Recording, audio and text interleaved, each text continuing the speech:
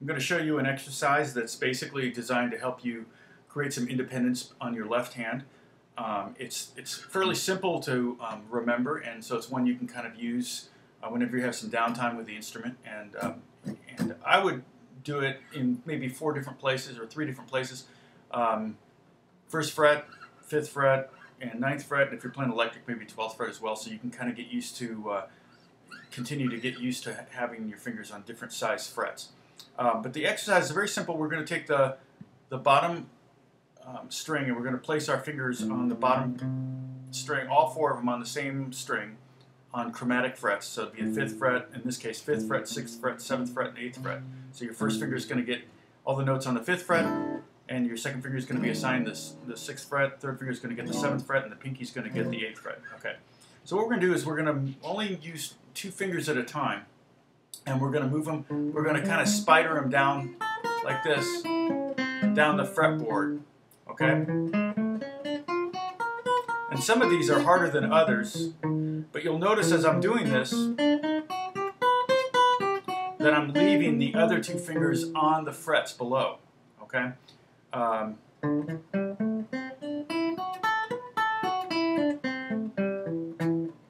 and then here we do these 2. And some of these are easier than others. So we have a total of 6.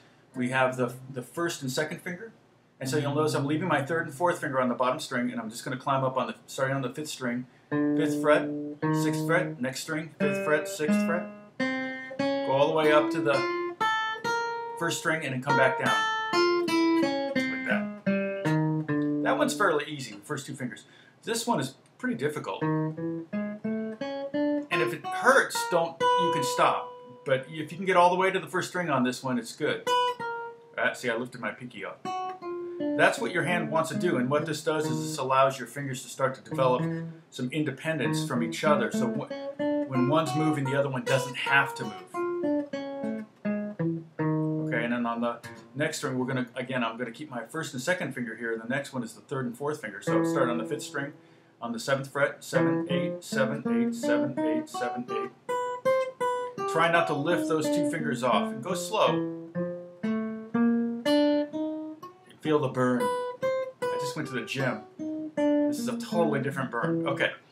All right. Now the next 2 strings, or the next 2 fingers, we're going to use are the 1st and 3rd finger. So we're going to leave our 2nd and 4th finger there on the bottom string, and we're going to climb up on the 5th and 7th fret. That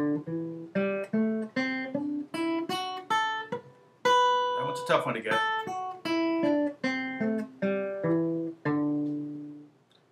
Then we're going to do the 3rd or the 2nd and 4th string fingers. Sorry, starting on the 5th string. 6, 8, 6, 8, 6, 8, 6, 8, 6, 8. And you know, it's kind of weird because that one is actually a little easier for me than these 2 fingers. This one I feel more tendency to lift my fingers up. When I do this one, I feel a tendency to want to lift up my pinky and my 2nd finger, whereas on this one, it's not so bad. The tendency is less. And this is a great exercise to kind of develop some pinky independence as well. And then the last one, just keep these 2 fingers, the 2nd and 3rd finger on the bottom string, and just climb up. I call it the spider exercise. Just spider up. 5th fret, 8th fret, 5th, 8th. And this one's not too bad either. And again, like I said, you can do these on the bottom. It's a little harder down there, and maybe a little easier as you get closer to the body. Okay? So there you go, a new exercise for you. And again, if it starts to hurt, don't go ahead and stop.